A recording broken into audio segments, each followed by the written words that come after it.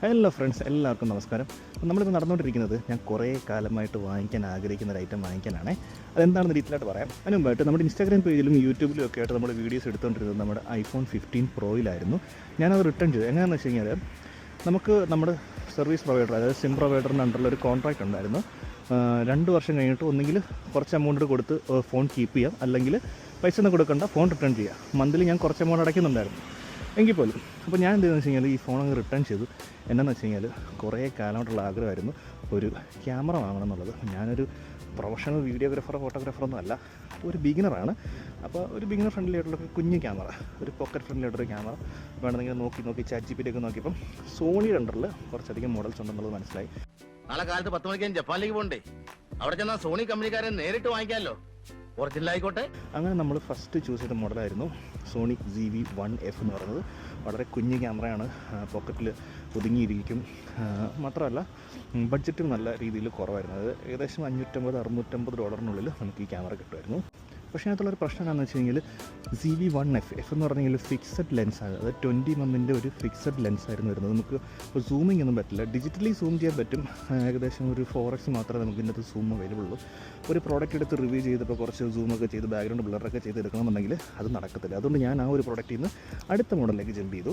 അങ്ങനെ നമ്മൾ Sony ZV-1 എന്ന് പറയുന്ന മോഡലിൽ വന്നു. ഇതെല്ലാം സോണിയുടെ ഈ ഒരു വ്ളോഗേഴ്സിന് വേണ്ടിയിട്ടുള്ള വ്ളോഗിങ് ക്യാമറയാണ് കേട്ടോ. അപ്പോൾ സോണി ZV-1 നോക്കിയപ്പം കുറച്ചുകൂടെ അഡ്ജസ്റ്റ് ചെയ്യാൻ പറ്റുന്ന ലെൻസ്, അതായത് ഫിക്സഡ് ലെൻസ് ആണെങ്കിൽ പോലും 24-50 mm ഇക്വലൻ്റ് ലെൻസാണ് വരുന്നത്. അപ്പോൾ അതിനകത്ത് സംഭവം ഓക്കെയാണ്. പക്ഷേ ഇതിനകത്ത് പിന്നെ എന്നെ ഹൂക്ക് ചെയ്തൊരു ഐറ്റം എന്നാന്ന് വെച്ച് കഴിഞ്ഞാൽ ഇത് കുറച്ച് പഴയ ക്യാമറയാണ്. അപ്പോൾ ഇതിനകത്ത് ഇതിൻ്റെ മെനു UI ഒക്കെ പഴയതാണ്. പിന്നെ ടച്ച് കൺട്രോൾ ആണെങ്കിലും ലിമിറ്റഡ് ആണ്. അതായത് ടാപ്പ് ടു ഫോക്കസ് മാത്രമേ നമുക്ക് ഇതിനകത്ത് അവൈലബിൾ ആയിട്ടുണ്ടായിരുന്നുള്ളൂ. അപ്പോൾ എന്ത് ചെയ്തു, ഒബ്വിയസ്ലി മൈൻഡ് അതിനകത്ത് അങ്ങോട്ട് ഓക്കെ ആയില്ല. അതിൽ അടുത്ത ജനറേഷൻ ഉണ്ടോ എന്നുള്ളത് നോക്കിയപ്പോൾ സോണി ZV-1 Mark II, അടുത്ത ജനറേഷനായ Mark II അവൈലബിൾ ആണ്. ഇതിനകത്ത് കുറച്ചുകൂടി ബെറ്ററാണ് കാര്യങ്ങൾ. കാരണം വെച്ച് കഴിഞ്ഞാൽ 18-50 mm ഒരു ഈക്വലൻ്റ് ലെൻസാണ്. ഈവൻ ദോ ഇൻ്റർചേഞ്ച് ചെയ്യാൻ പറ്റത്തില്ലെങ്കിൽ പോലും സൂം റേഞ്ച് ഉണ്ട്. പിന്നെ പുതിയ UI ആണ്, ഫുൾ ടച്ച് കൺട്രോൾ എല്ലാം ഓക്കെയാണ്. പക്ഷേ അവിടെയും ഒരു പ്രശ്നം എന്താണെന്ന് വെച്ച് കഴിഞ്ഞാൽ ഈ ക്യാമറയുടെ പ്രൈസ് എന്ന് പറഞ്ഞു കഴിഞ്ഞാൽ ഒരു APS സെൻസർ വരുന്ന, അതായത് ലെൻസൊക്കെ മാറ്റിടാൻ പറ്റുന്ന കുറച്ചുകൂടി ബെറ്റർ ആയിട്ടുള്ള ഇവരുടെ തന്നെ മോഡലിൻ്റെ പ്രൈസോട്ട് അടുത്ത് വരുന്നുണ്ട്. അതായത് ഒരു $200-300 വ്യത്യാസം. അങ്ങനെ നമ്മൾ അടുത്ത മോഡലിലേക്ക് ചാടി. സോണി ZV-E10 എന്ന് പറയുന്ന മോഡൽ.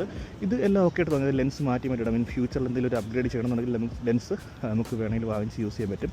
പക്ഷേ ഇവിടെയും എനിക്ക് ഒരു ഡ്രോബാക്കായിട്ട് തോന്നിയത് ഇതൊരു പഴയ ക്യാമറയാണ്. പിന്നെ ഇതിൻ്റെ UI പഴയതാണ്, ടച്ച് കൺട്രോൾ അങ്ങനെയൊക്കെ. ഇതൊക്കെ ഒരു റീസൺ അല്ല. പക്ഷേ നമുക്കറിയാമല്ലോ, നമ്മളൊരു സാധനം വാങ്ങിക്കുമ്പോൾ നമ്മളിങ്ങനെ ചാടി കളിച്ചുകൊണ്ടേയിരിക്കും. അങ്ങനെ നോക്കിയ സമയത്ത് ഇതിൻ്റെ അടുത്ത ജനറേഷനുണ്ട് സോണി ZV-E10 Mark II എന്ന് പറയുന്ന മോഡൽ. ഇതെല്ലാം ഞാൻ ഇങ്ങനെ ഓൺലൈൻ നോക്കി പഠിച്ചെടുത്ത കാര്യമാണ് കേട്ടോ. അങ്ങനെ ഫൈനലി ഈ ഒരു മോഡൽ എടുക്കാം എന്നുള്ളൊരു മൈൻഡ് സെറ്റിലേക്ക് വന്നു. സോണി ZV-E10 Mark II ഇതാകുമ്പം എല്ലാം ഓക്കെയാണ്, എല്ലാം പക്കയായിട്ട് നമ്മുടെ യൂസിന് പറ്റിയ ഒരു ക്യാമറ എന്ന് മനസ്സിലായി. അപ്പോൾ ഇവിടെ നമുക്ക് ബെസ്റ്റ് ബൈ എന്ന് പറയുന്ന ഷോപ്പിൽ നിന്നാണ് ഞാൻ ഫോണൊക്കെ വാങ്ങിച്ചിട്ടുണ്ടായിരുന്നത്. അപ്പോൾ അവിടെ തപ്പിയപ്പോൾ ഈ സാധനം എങ്ങും കിട്ടാനില്ല, അതായത് സ്റ്റോക്കില്ല. ഈ നമുക്ക് ലൊക്കാലിറ്റിയുടെ അടുത്ത് ഒറ്റ കടയിൽ ഒറ്റ ക്യാമറ ഇരിപ്പുള്ളൂ, അതും വൈറ്റ് കളർ. വൈറ്റ് എനിക്ക് താല്പര്യമില്ലാത്തതുകൊണ്ട് അത് നോക്കിയില്ല. അങ്ങനെ ഞാൻ നോക്കിയപ്പോഴാണ് കാനഡയിൽ അത്യാവശ്യം ഫേമസ് ആയിട്ടുള്ള ഒരു ക്യാമറ ഷോപ്പാണ് ഹെൻറീസ് ക്യാമറ എന്ന് പറയുന്നത്. എൻ്റെ വീടിന് തൊട്ടടുത്ത് തന്നെ ഈ നടക്കുന്ന അങ്ങോട്ടേക്കാണ്. അപ്പോൾ അവിടെ തന്നെ ഈ ക്യാമറ സ്റ്റോക്ക് അവൈലബിൾ ആണ്. ഞാൻ ഓൺലൈൻ ചെക്ക് ചെയ്തിട്ടുണ്ടായിരുന്നു. അങ്ങനെ നമ്മൾ ആ കടയിലേക്ക് പോവുകയാണ്. അപ്പോൾ ഇതിൻ്റെ ഫസ്റ്റ് ക്യാമറയാണെന്ന് പറഞ്ഞാലും ഞാൻ പണ്ട് സോണിയുടെ ഒരു പോയിൻ്റ് ആൻഡ് ഷൂട്ട് ക്യാമറ ഉപയോഗിച്ചിട്ടുണ്ട്. അതുകൊണ്ടാണ് സോണിയുടെ തന്നെ എടുക്കാമെന്ന് വിചാരിച്ചത്. മറ്റ് ബ്രാൻഡുകൾക്ക് ഒരുപാട് മോഡൽസ് ഉണ്ടാകും, പക്ഷേ എന്തോ ഇതങ്ങ് എടുക്കാമെന്ന് വിചാരിച്ചു. ഓക്കെ, അപ്പോൾ നമ്മൾ ഏകദേശം അടുത്തെത്താറായി. ആ ഒരു ഭാഗത്തായിട്ടാണ് ഒരു ഷോപ്പുള്ളത്. നല്ല ക്ലൈമറ്റുള്ള നല്ലൊരു ദിവസമാണ് കേട്ടോ. ഓക്കെ, അപ്പോൾ നമ്മൾ നമ്മുടെ എത്തിയിട്ടുണ്ട്. ഇതാണ് നമ്മുടെ ഷോപ്പ് എന്ന് പറയുന്നത്. Let's go.